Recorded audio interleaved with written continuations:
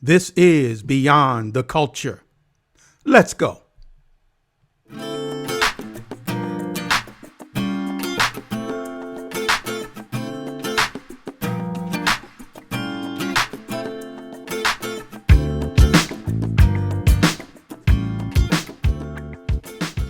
I'm so excited that you took the time to join us on the next episode of Beyond the Culture. This is the show where we embrace change and challenge cultural norms and ideals. I'm your host, Dr. David Walker. I have an outstanding conversation lined up for you today. I want to talk about education. As you know, this is the season where our young children are going back to school. Some are going back, and some are even having challenges with going back to school because we're still dealing with COVID-19. But it is the season for education. It is the season for going back to school.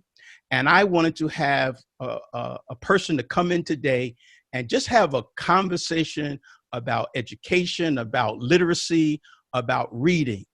Now, this gentleman is a very good friend of mine. He's a former colleague. We used to work together, and I have him with us today. So I want to introduce my friend, my guest today, Dr. Victor Ramsey. Dr. Ramsey is an education administrator for the New York City Department of Education. He is an adjunct assistant professor at City University of New York, York College.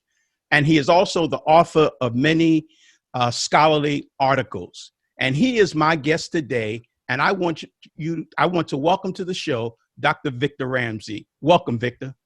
Thank you very much for having me today, sir. Yes, I am so excited to have you here on the show today. And yes, I want to talk about education. I want to talk about literacy. I want to talk about reading because in many ways, it seems to be a problem or at least a challenge in our communities, especially with young Black males. And we're going to hit on that as we go through this conversation. And as we talk, and as the subject of young Black males come up, you know, I remember a few years ago when I was doing my seminary work, there was a course that I took. It was an education course, and the professor had us to do a research paper on, you know, something educationally. And I chose to write about young Black boys and their reading. And I titled that paper, Motivating Boys to Read, a Challenge That Needs Our Attention. And what I discovered in that, in my research, I found out that boys are not reading as much as girls are. And definitely, at least they're not reading what the librarian is offering. And so I find that boys don't have the same kind of interest for reading. There's not compelling articles or books or texts for boys. And we have to come to a solution and come up with some strategies to help Black boys to improve on their reading. And you are here today to help us, and because you are an advocate for reading. And I want to get into a conversation with you because I find that your approach to reading is intentional and it is strategic. But before we get into the depths of that conversation, I want you to just to give us a little bit about your background, where you're from, and where did you grow up? Sure. And thank you again for having me here today. I was born and raised in Panama in a city called Colón in the Republic of Panama. I recall while I was in Panama, we had English is considered not national language per se, but it is taught. It was spoken in my household. So I was bilingual all the way. Okay. And I remember attending high school in which the English teacher will give us assignments, and I would take these assignments home. I will read them. I would go beyond the call of duty. I would read things that are different from what the other kids will read. The teacher was extremely happy with the fact that I did that. So I was really excited about that opportunity. And I migrated to the United States, and I migrated to the United States, and the trend continued. I continue to enjoy reading, and many of my friends who were from Panama, who relocated to the United States, they were shocked to learn that my vocabulary, my English vocabulary, was sort of like a bit advanced, more advanced than theirs, in terms of speaking the words eloquently or enunciating the words sort of like what they would consider better than they did. And all that I have to attribute to the fact that I read and I enjoy reading. So that's basically my background as far as growing up in Panama and coming to the United States. So Yes.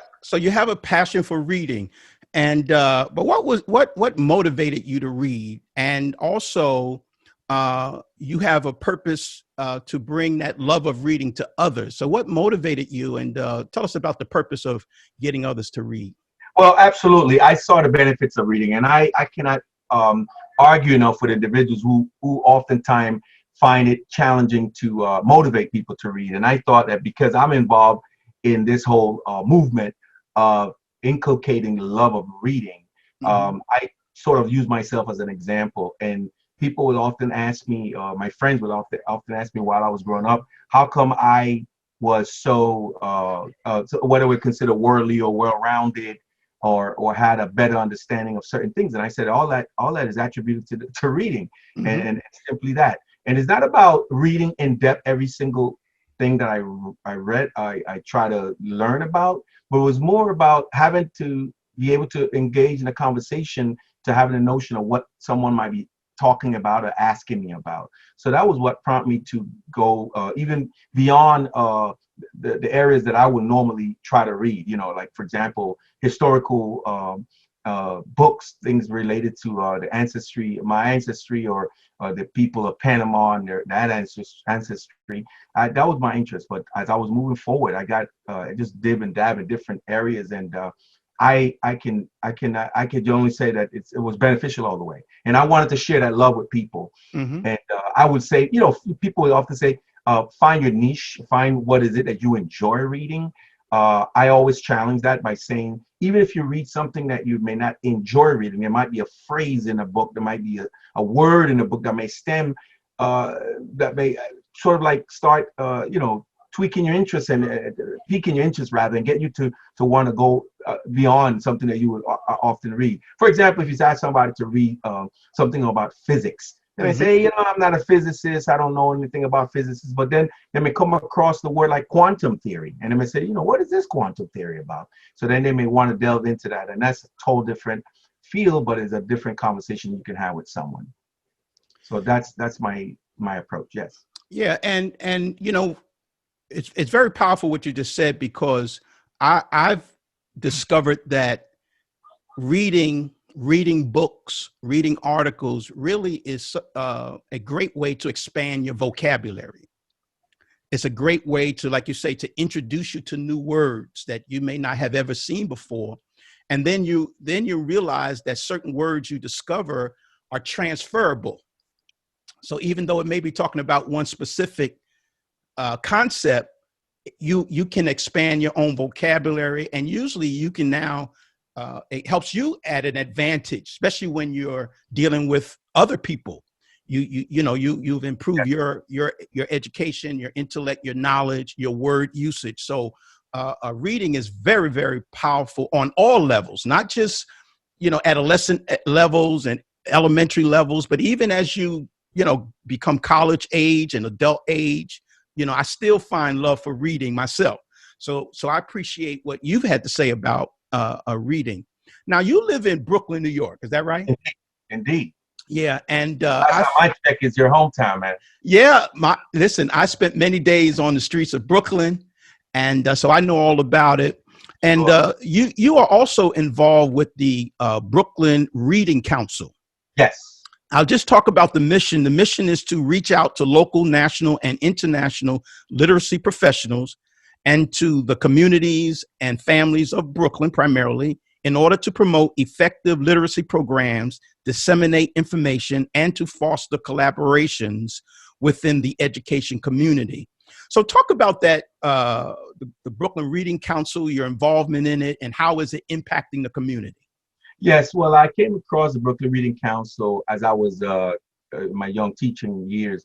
I recall coming across friends who invited me to attend the Brooklyn Reading Council annual conference. Okay. So that conference was held every year at one of our local community colleges, and it was an opportunity for uh, educators to present workshops for educators. And I thought that that was a great opportunity. We're bringing a keynote. Keynote would sort of like set the stage, and it was a great opportunity. And when I joined the Brooklyn Reading Council, one of the things that I have noticed that uh, because it was about promoting literacy. There was literacy in science, literacy in math, literacy in every other subject. But my area of love was, which was physical education and health education. There was nothing that could justify how we can get children to read, or at least uh, weave in reading in those subject areas. So I was honored to had the opportunity to present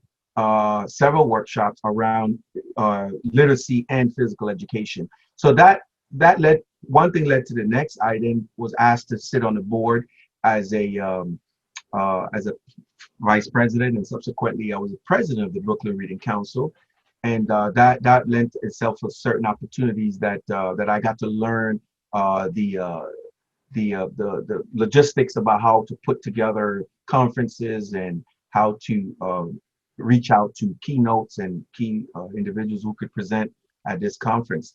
I then, after my tenure was over, I remained on the Brooklyn Reading Council, and because of my expansive schedule, I'm sort of like a member at large at this point. But I keep in touch. I see some of the initiatives that they have. One of them, in fact, is reading to families in temporary housing, the Hmm. children in temporary housing, which is something that was very hard, near and dear to me. We participated in the annual Brooklyn Reading Fest, Okay. which is downtown Brooklyn, and we had a representation there, i.e., a table. And how more appropriate, the Brooklyn Reading Council and all these huge companies and booksellers in that same space. And Hmm. unfortunately, due to COVID, it was canceled this year, but it would have been around this time Okay. and prior to school beginning. So my involvement with that lent itself for me expanding my knowledge around even genres, different genres of book, for example, children's book primarily. We also did a giveaway at the Prospect Park rather, on a Saturday. We'll come in and we'll read to children, and then they get to pick any books they want. And that was one of the wonderful opportunities that I was involved with. Sure. When I did my introduction, I used the word challenging. Ah, Um, I wrote it down. yeah, yeah, I wrote and it down to tell you why. I know why, because you always taught me. You Yeah, remember? indeed. Yeah, yeah. So that's why I changed it.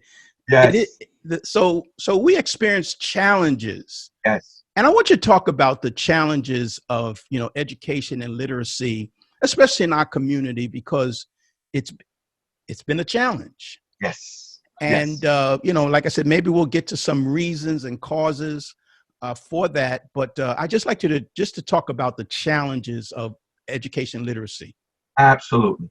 So, thank you for embracing the word challenge, because, and I noted it because I wanted to commend you on that, because people often say things like, it is an obstacle, it is a barrier, it is a deterrent, and challenges to me is something that we can overcome if Hmm. we prepare ourselves, if we get the resources and do what we have to do. So let me rephrase it. The question you asked me is, how do I ask, or how do I help people overcome these challenges about getting people to read? Very simple. So you have to find relevance in Okay. reading. So Hmm. oftentimes, even with young people, and I'm going to start with young people and work my way up. So with young people, you have to find some type of relevance. And what tends to happen, a lot of parents and adults that are non-parents or people who are in their lives tend to make reading seem as if it's a chore. For example, I've overheard parents in my circles when I was a young teacher say things to their kids when they came in to on a family teacher conference, they would say something like, "Yeah, I've always said to her, go and read a book. Mm-hmm. Go read a book." Or I tell him, "Go read a book." And we tend to use that very freely or frivolously. We just say, "Go read a book," as if reading a book, just saying reading a book is enough to motivate a young person or young children to read. Mm-hmm. When I started to analyze that, I would cover classes during the time that teachers were out. And I remember I would buy class sets of relevant reading material, primarily books, Mm-hmm. by authors such as Walter D. Myers and others who I knew could connect with young people. So what I would do before I began, I use a very unique strategy. I worked during my early years as a teacher with the New York State New York State Association for Children and Family Services, or New York State Association for Children and Family Services. Prior to that, it was Division for Youth. This organization's primary goal is to address the young incarcerated youth.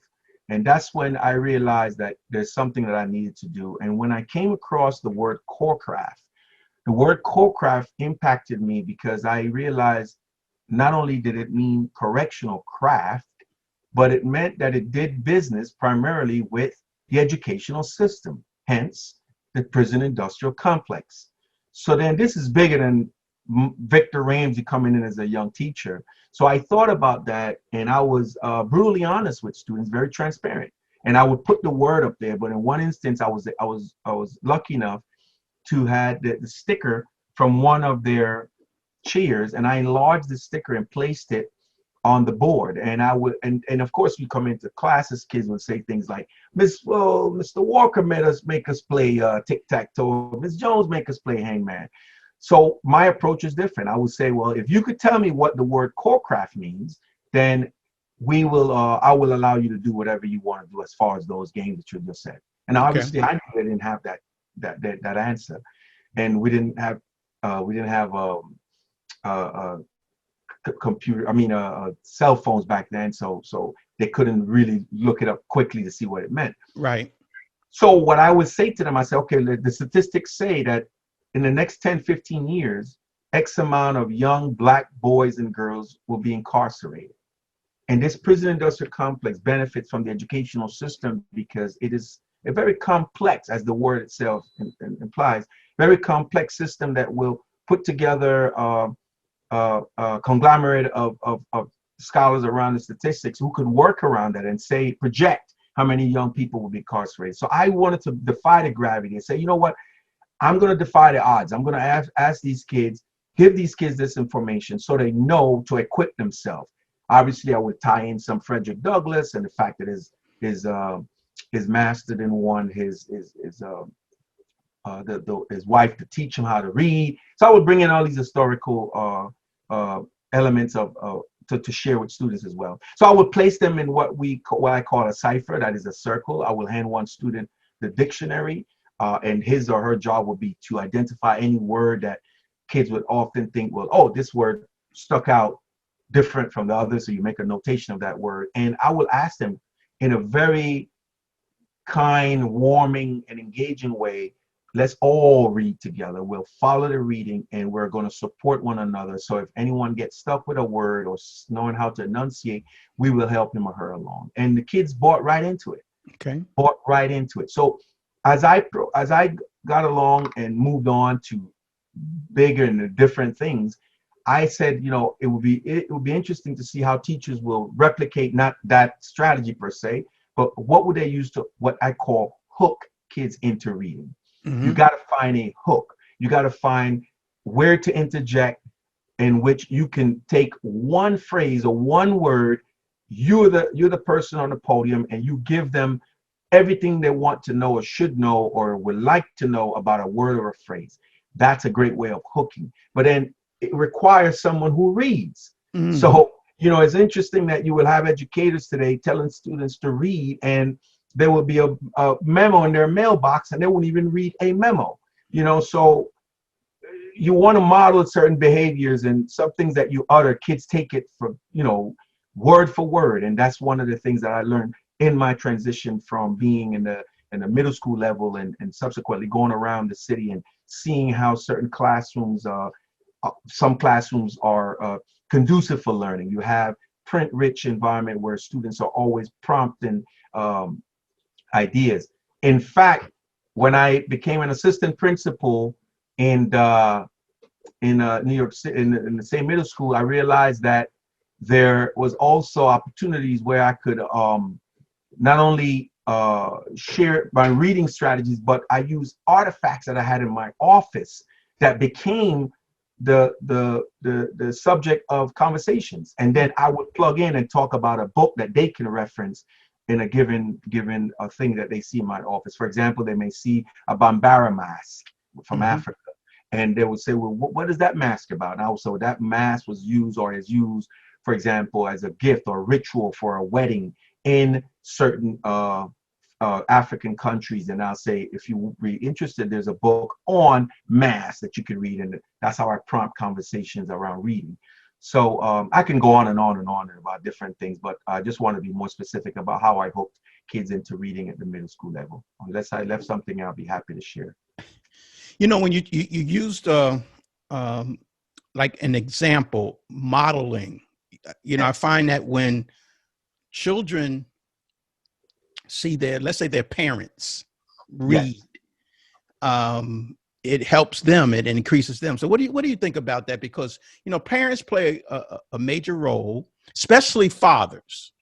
Yes. And of course we are talking about, young Black boys primarily, but how can African-American fathers invest meaningful and educational time, with their sons and even their daughters? Because I find that, and I remember, and I looked this up from that research that I did, that says when boys see their fathers read 30 minutes a day, their boys are more likely to read because they see it as a model and as an example.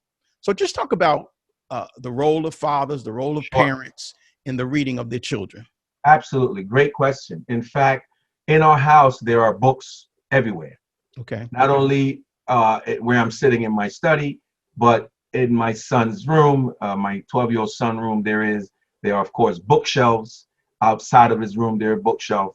In the bathrooms, there are books and magazines. In our living room, in our kitchen, and not just for show. These are reference books that if a question came up or arrived, I can quickly go to a book as a reference. So because of my love of reading, I took my son to our local bookstore. And I'm going to just use an example. Barnes & Noble is one of them. I'm into others, but Barnes & Noble is one of them. So during, of course, his toddler years, he goes, you see the colorful books. He wants to touch this, he wants to touch that. And we had a specific area where I would sit and read with him. Now, one of the things, and I like to say challenge again, because that's our buzzword, is that fathers that I've come across, and I've spoken to a group of fathers at an elementary school about the same subject, how to motivate your child to read. And to your point, modeling that behavior and letting your child see that you're reading not only necessarily a book, but reading in general, and be able to enunciate or pronounce a word or words, and then having opportunities to explain what you're reading to them. It's only one of the many things you can do. So what I did, I took my son, I read to him. Every time we left the bookstore, I had the luxury and opportunity and the funding to buy book or books. That's not the case with everybody. Let's be real about this. Many people we know cannot afford to buy not even the cheapest book in a local strand. That a book could be $1, and that dollar could be used for something else. So I always remind fathers, said, the last time I checked, the library is free. That's right. And you can't check out books as an example, right? As a resource. However, if you go to a bookstore and there's a book that your child is interested in, not only you could reference it, and hopefully the local library may have it, You can also read a passage or two from the book in a very careful and mannerly way, so you don't destroy the book cover or anything. Mm-hmm. Use it and then place it back. I mean, it's Right. not like you're doing something illegal. After all, you're in a bookstore, Mm-hmm. and reading is the crux of what you do in a bookstore. Exactly. So I would use that example. So there are books that I would buy, but there were books that I never bought, but I read as an entirety because that it lent itself for that opportunity. So I took advantage. I read it. And I placed it back. And by the way, I taught my son how to put it back and where to put it back, and if he got it from somewhere, how we place it back. And even as a toddler, I taught him that. So Uh-huh. these are all behaviors that to your point, you have to model for your child, and not doing it don't do it in a way where, hey, look at me, I'm reading kind of way, but let it be so natural that the kids see it. Man, my dad reads all the time, Yeah. and so my son would see me reading. And at one point I want to make also that you talked about reading, and I appreciate what you said earlier. You said that, and I don't want to misquote you, but I want to try to paraphrase when you said reading help you with your vocabulary, and one thing I want to add to that statement that you made, it also helps you with your writing. Yes. I came to that conclusion that it does help you greatly with your writing, and Absolutely. it will prompt you to want to do a little more research on a certain writing style of an author. That's right. I had that conversation with someone the other day who said they would find it difficult to read books by Toni Morrison versus certain authors that are, straight to the point. And then I had another conversation with someone about Walter Mosley's book, where he started with a certain style of writing, and then he weaned into a different. And then uh, the person I was speaking to reminded me that he was on an interview and he was asked that question, and the response to that was, you are that there are times that your reader gets so used to a certain style, your readership gets so used to a certain style, and the moment you shift gears, then they get sort of like discouraged. But it is good for you as the author, as the writer, to sometimes delve into other areas that could spark interest with other people reading Mm-hmm. or readership or other set of readership. So I thought about that immensely, and I think it does make sense. And there was a New York Times article that referenced, because I heard you also said about books specifically for boys and or Black children or children in general. And one of the things that the argument that the author made was about most of the books that are being when they're being shared in schools, at some point they were all related to the dismal era of African Americans. Yes. Eras, just the civil rights, and eras Mm-hmm. the movement, eras around enslavement. And again, I don't Yes. like the term enslavement, but Mm-hmm. eras around eras that were very bad for people of African descent. And I could see that point. Rather than talking about the flourishing of African Americans, the contribution of African Americans, the beautiful things that we as a people can bring to our readership. So I really appreciated that argument that the author made. And I thought about a young man, Jason Reynolds, who is not all up and coming, but he's been blazing, one of the trailblazers with books on Black boys and a lot of relevant topics dealing with not only the violence that they will be confronting in their communities, but how to overcome some of these things and try to have a balance. And I can go on about other authors, but I'd rather use that for another segment if I have a chance. But I just wanted to share that with you to tell you that teaching our Black or boys doesn't, let me rephrase, inculcating reading doesn't have to cost to the Okay. point where we use that as a deterrent or as a challenge to say, hey, I can't read this. You can also have copies of certain passages that you can read as well. And again, for younger children and fathers, I said to them, you have to also take off this comfort coat and put on one that is charismatic, one that is engaging, so you can live some of the characters that you're reading.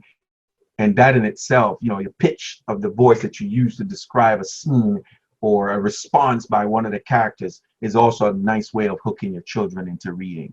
And clearly, you know, I could talk about other strategies as well, but I just wanted to bring that to your attention. I want to talk about it. I want to give you a couple of quotes because as I was preparing to have this conversation with you, I came across a couple of quotes by some authors that you're very familiar with. One is Alfred Tatum, Yes. and the other is Pedro Noguera.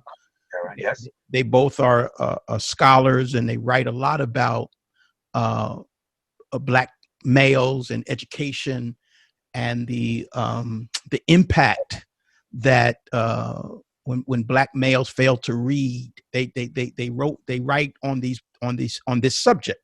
So Right. so Alfred Tatum, in his article "Engaging African American Males in Reading," he said many adolescent Black males don't read texts available for them because most are socially and culturally irrelevant. That's the text he's talking about, that they are socially and culturally irrelevant and inauthentic. They fail to reflect Black males' social and cultural backgrounds. Talk about that for a minute. Sure. Yes.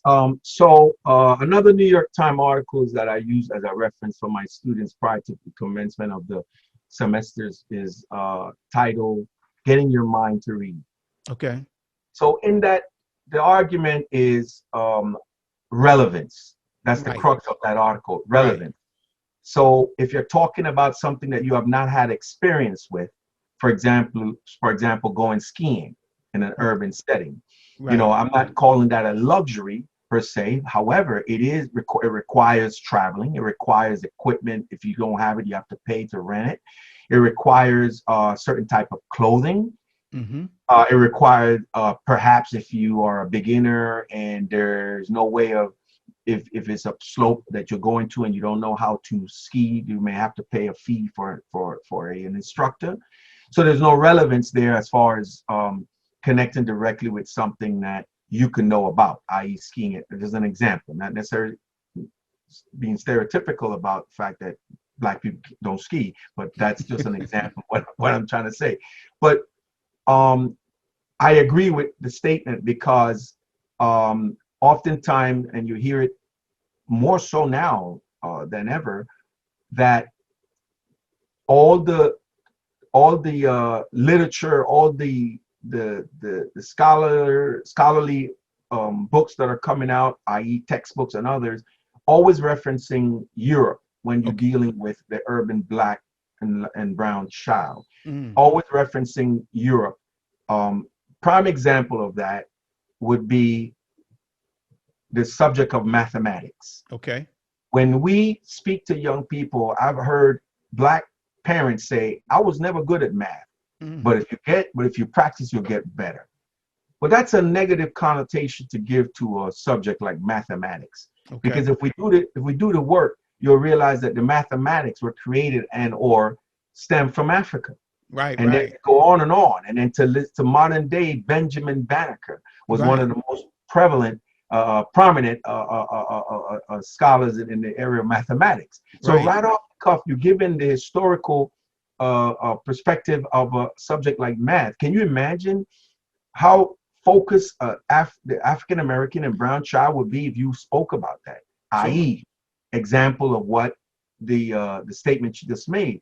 If the child don't see themselves in a piece of literature that they're reading, or at least see something regarding their ancestry in the literature that they're reading, oftentimes they go off in tangent and there's no connection made. Another strategy that I see that some teachers can make, and again, some parents can make, and some adults can make, is presenting a role playing. For example, have an argument of a topic and give the student or the child a position, or ask them to pick a position, and you, the teacher and or the adult, if you want to play it, make that a game, Mm-hmm. take a position as well. Allow the child to elaborate or think about some ideas of how they're going to answer whatever questions that may come about, and you, of course, will prepare the same. Teachers will be prepared, and then have a nice little discourse, right? And Mm-hmm. then see if you have an agreement with that. Right. You'll never know what come out of that conversation, which could be another area, another stem coming from a relevance that that could tie into. And yes, I do agree with the fact that there has to be relevant, and the new term that has been around, but people are now using it now, is cultural relevance. Mm-hmm. Cultural Mm-hmm. relevance. Where people hear cultural relevance, they often think it means only of race, but no, there's Right. cultural relevance as in way of living and engaging in your environment, and it has to be some relevance. Yes. And I like what you said, because sometimes we can perpetuate our own stereotypes. Indeed. Like you say, when a parent said, well, I wasn't good at math, more than likely their parents said I wasn't good at math. And, so we perpetuate the negative stereotypes, what we're not good at, instead of, here's that word, challenge. Okay, it may be challenging, but let's see what we can learn. Let's see what we Right. can find out. Let's see if we can open it up. And maybe in my past, it was challenging for me, but maybe I can learn something now, because, learning is forever, Question but cradle it's, to the grave. That's right. yeah, but it's a mindset. Would you agree to that? It's a Yes. mindset, right? Yes. Yes. All right. Let me go to the next question, or at least the statement, and I want you to respond to this one. It's by Pedro Noguera, Era. Yep. where he said, the dilemma faced by boys of color is not a Black problem or a Latino problem or some other community's problem. It is not even an American problem. It is a global problem. It will take political and personal will and the best efforts of all of us to overcome the challenges posed by this truly human dilemma. I agree 110%. It doesn't matter where on the planet Earth you are. Mm-hmm. There will be challenges presented to boys of color, men of color. I think that some places are better than others, but nonetheless, there is that stigma. It's interesting that you bring this quote up, because that has direct impact with a level of motivation Okay. that Black men, Black boys, brown skinned boys, or Sure. Black and brown, will have when presented with challenges that they have no control over. Okay. So, for example, we may be trying to address the problem of illiteracy among X group of students. Nonetheless, there are other underpinning or underlying problems, right? Underlying problems like socioeconomics, like poverty, Mm-hmm. Mm-hmm. like housing issues, and of course today COVID-19. And the stats is out there. There's no need for us to even start delving into the stats, because it is clearly evident that there is a direct impact with the level of motivation that we have for Black men and Black boys. So the term globally, to me, was well interpreted as far as humanity. Right. So you mainly speaking in its entirety, that does present something that we all need to be agents of change. Mm-hmm. And that doesn't have to happen in a podium. That doesn't have to happen. That doesn't have to happen at the highest echelon. It could happen as a grassroots. Right. I've known many clergy, I know many friends who are in the church. The church has a direct impact. I know that you did some work in Long Island around extending yourself to local schools and things of that nature. And that's something that's commendable. And I wish there were others that did that or followed suit. And it doesn't, again, you never walked around and put it in the newspaper and say, hey, we're doing this. This is what we did, to brag about it, but it was more about promoting the process. So I think that globally speaking, we all have a say in this. And every opportunity that we have as human beings to make a difference in the lives, starting with the equalizer. And that equalizer to me means education. Okay. And well, based on your research around Black men in the predominantly white institution and the challenge that they face. I just finished doing a peer review article that bled my heart. Okay. Physical education, brown and black physical education. They call it now Black and Latinx Right. students challenges in PWIs. Okay. And it bled my heart equally to when you got your research outcome of your research. And I said, whoa, it revisited that pain, because I said to myself, here it is, an author just putting together a research article around the same topic of something that I just did. Read from my friend David Walker, and here it is right in front of my face again. And it just brought, to be honest, tears to my eyes, because I can only imagine what tools they have or not have to overcome these challenges. And they spoke about it more like, oh yeah, deal with it. That's not solving, you know. Right. That in itself, that let me try to focus it back to what we were originally asked. That scenario or that situation in itself can be an obstacle, a challenge, a deterrent, or even a level of, it could get to a level of discouragement whereby this student will maybe not succeed or bail out. So I couldn't agree with that statement more. Yes, sir. I want to bring up a gentleman who, you know, this person. He's now deceased, but I want to bring him up because as I was reflecting on the challenges of Black males, as you know, I used to work many years ago at a school in Brooklyn, New York, Yes. Boys and Girls High School. Yes. Which used to be my alma mater as a student. Wow. And I was fortunate enough to go back. That I don't remember, but I don't remember having that conversation though. But okay, well, I'm revealing that. But I was a student, and after I went on and got my education and became an educator, I returned. And of course, when I told a student, I sat where you sat, and I meant it literally.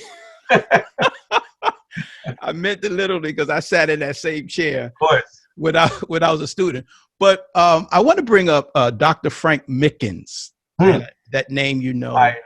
Yes. And this has to do with the strategy of helping Black males. He had a strategy where he required all of the teachers to sit the males in the front of the class. Males, and of course it was a predominantly Black school, males were not allowed to sit in the back. The young ladies could sit in the back, but all males were required to sit in the front, front couple of rows in the classroom.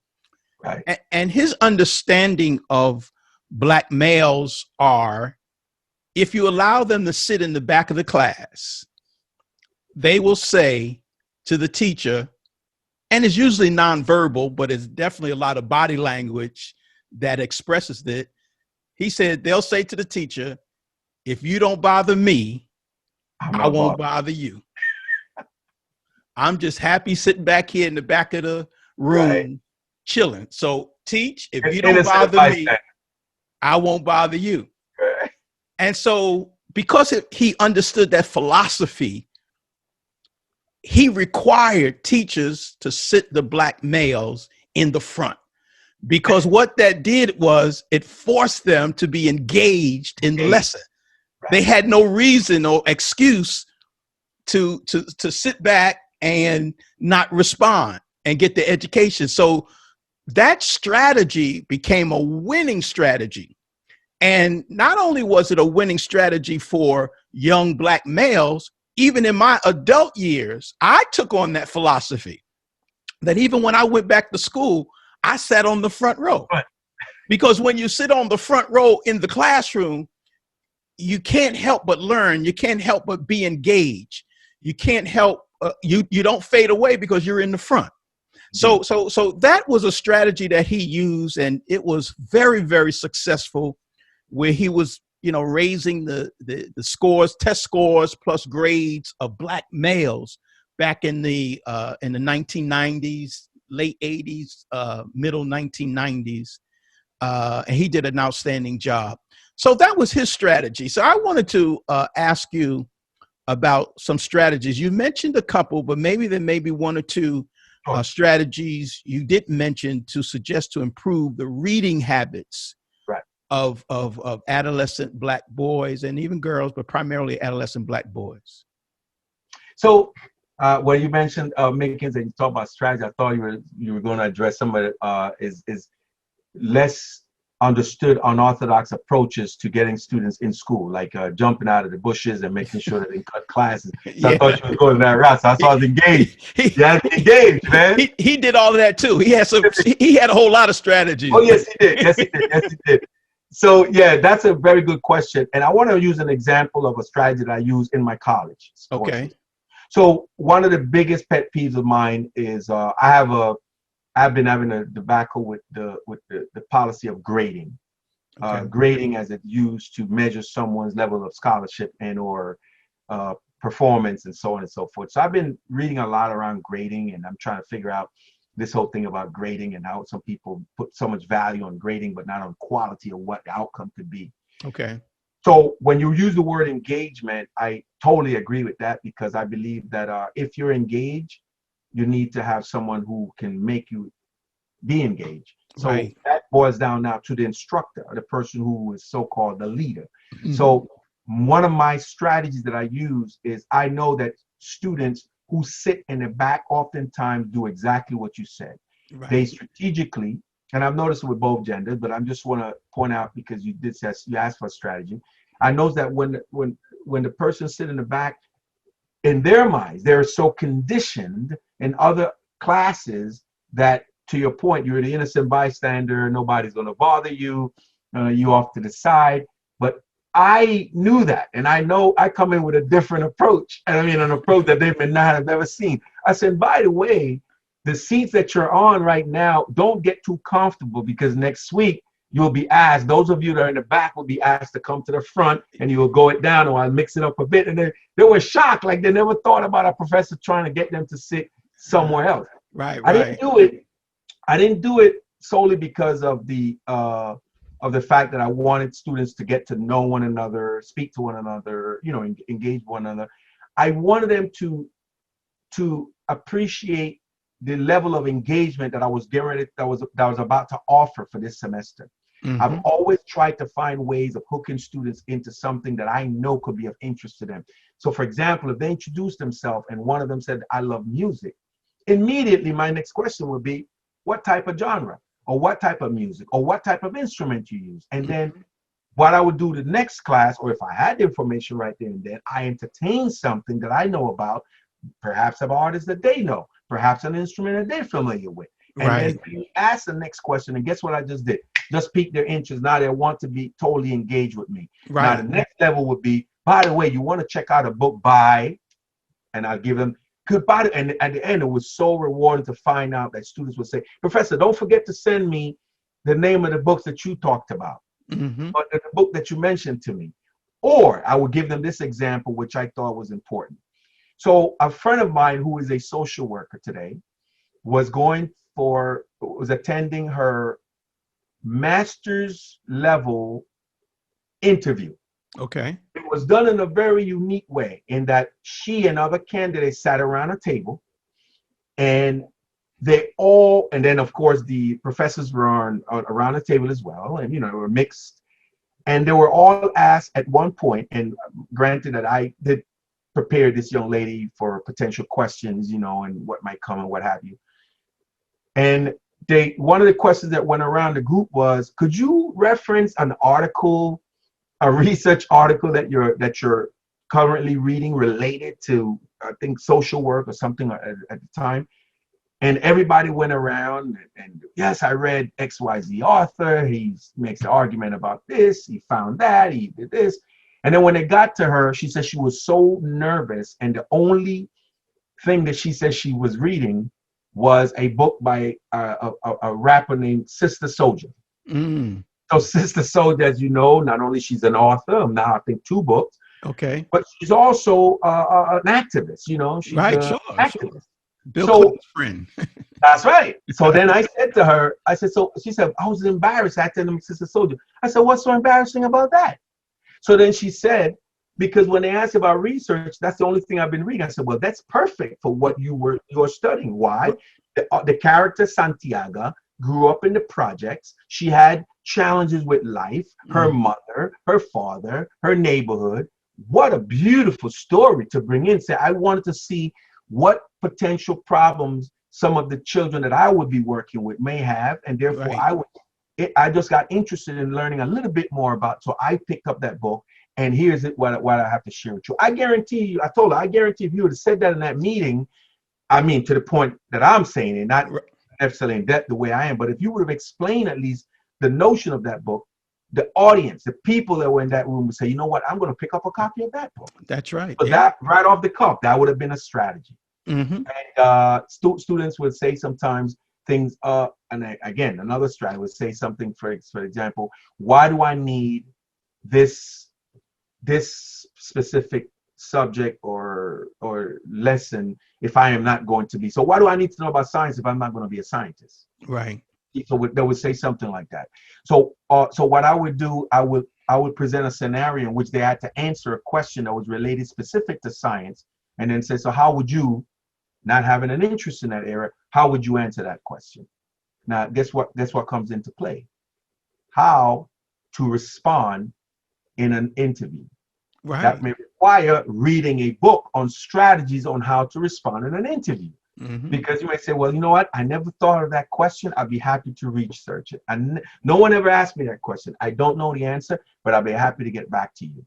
And that in itself is an opportunity for you to say, now you may want to read a book on how to engage in an interview process. So these are little tidbits that I use in between to, spark a little interest on reading. Sure. And then tie it back to real life scenarios and see how that plays out. Yes. As we prepare to close, and this was a fascinating conversation. Share more time. Yeah, just share any last minute thoughts that you may have concerning this subject of, literacy and education, especially in our community. You've given us so much, and it's rich, and we're going to take home or take with us a lot, which you've already said. But as we bring it to a close, what kind of final thoughts can you share or that you want us to know? Absolutely. So one particular advice I would give folks, and I think we alluded to that earlier or mentioned it, is about building relationships. I think that relationship building is one of my biggest contributors of success or flourishing, as I would like to use, in my lifetime, not only as an educator, a professional, but on a personal level. Building relationships allows us the opportunity to not only learn about people with whom we build relationships with, but it expand our ability to go beyond the local, hey, I know you, you're my friend. Because I trust that if you work on a positive level to build relationships with people in your midst, there are a plethora of resources that you can learn and get to know or to acquire with that opportunity. So building a relationship is huge. And I would like to reemphasize that because I am testimony that, or testament rather, that is a positive outcome of someone trying to not only better themselves, but do something that I call locus of control. Be able to build oneself and grow and flourish. As you stated earlier, education is a continuum, and I agree with you. As Selassie once said, education is a quest from the cradle until our last days, until the grave.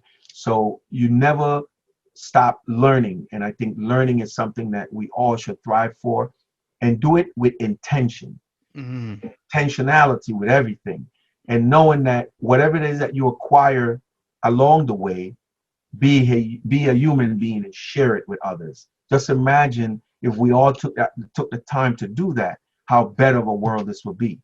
And I just want to thank you for this opportunity, because I often don't get a chance to speak to people at this level. I do it more on a grassroots way where I meet with someone and have a conversation traveling somewhere or on the phone. And then sometimes my approach may be come across a little unorthodox in that they will feel, well, maybe he's chastising me because I'm not doing much reading, versus maybe he's trying to get me to read or go beyond reading because it's going to make me a better person, a better teacher, a better human being. And that's the basis of it. Just build that relationship so you don't lose. And just today, a friend said to me, he says, Vic, I know that sometimes, you come off a lot. You come off very, very strong, but I know that's an assertive approach that you have to make certain that I follow through. And I thank you for that. And that was something that made me feel good, that he saw that my intention, the intentionality was not to belittle him, but was to build him by saying, here's the benefit of doing or following through what you're doing. If you're going to read this piece, put it together, write a first draft, and move forward with it. So building relationships, I say, it's something. Powerful. And you're right.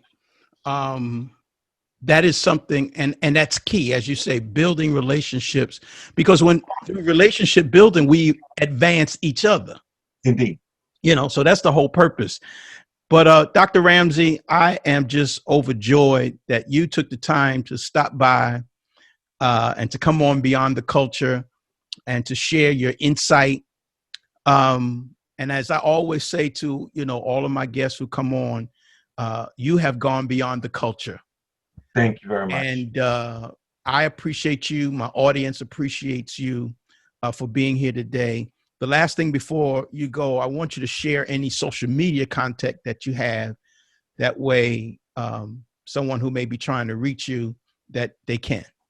Yes, so I am just primarily on Twitter, SoJust for All, and that stands for Social Justice for All. And okay. Is the number SoJust for All. I'm not so too busy on that yet because I'm still working and preparing for retirement. I hope to have more time on hand as someone I know. But in the meantime, between time, I could be reached at that email. My email is very open. I have no problem with that, omegaramsey@gmail. Feel free if you have any questions, comments. And one last piece I'd like to add, I don't know who coined the term social distancing, but that's something I'm trying my best not to use in my vocabulary, but I rather use physical distancing, because you and I are physically distant right now, but we're socializing. Absolutely. So when we say social distancing, there's an issue with that off the cuff, right? And again, we play with words, but sometimes we don't delve into it the way that people use words and phrases just for using them. So I just want to bring that forward. So thank you for this opportunity. This was great. Wish we had more time, but I appreciate you giving me this space to share with you. Absolutely. And my friend, I thank you for joining us today. My pleasure. All right. You take care. You will. Now, if you want to continue to hear inspiring interviews like the one you heard today, I want you to subscribe to this podcast on iTunes. Also, rate the show and please leave a comment. I would also love it if you would share this podcast with your friends to let them know that we're on. Finally, please go to our website at www.beyondtheculturepodcast.com, or you can email me at beyondtheculturepodcast@gmail.com. On the website, you can subscribe to the show and connect with me by leaving your email address. I'd love to hear from you. This is your host, Dr. David Walker, and we'll talk again on Beyond the Culture. Take care.